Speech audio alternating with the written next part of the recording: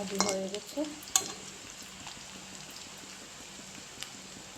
এখন দেব লবণ,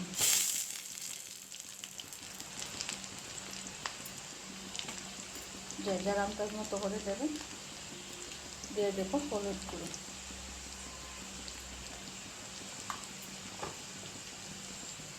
দিয়ে দেব মশলাটা,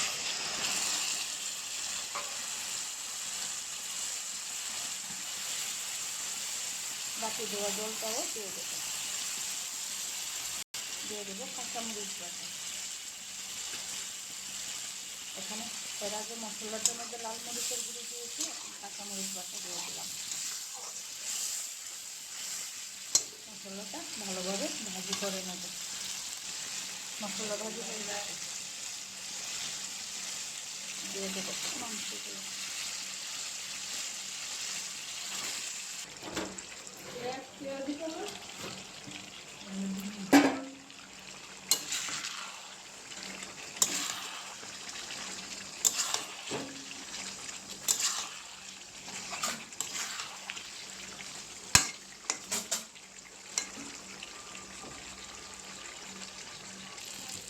এই যে কি সুন্দর মাংস ভাজি হয়ে গেছে, আর আলুগুলো দেখুন কি সুন্দর সিদ্ধ হয়ে গেছে। এখন ঝোল দিয়ে দেবো।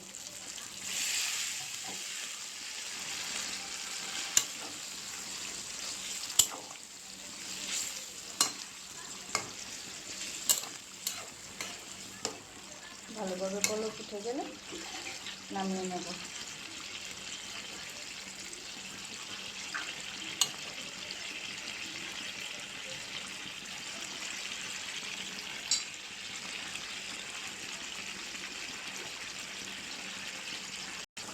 এই যে কি সুন্দর কলপ উঠে গেছে।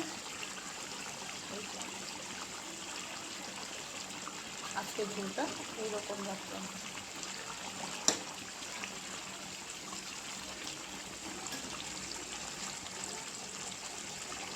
এখন নামিয়ে নিলে হবে।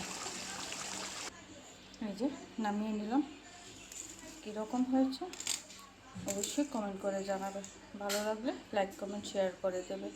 এরকম ভিডিও দেখতে চাইলে অবশ্যই ফলো করে পাশে থাকবে। আর হ্যাঁ, সাবস্ক্রাইব করতে ভুলবে না। এই দেখো ঝোলটা এইরকম রেখেছি। কীরকম হয়েছে অবশ্যই কমেন্ট করে জানাবে।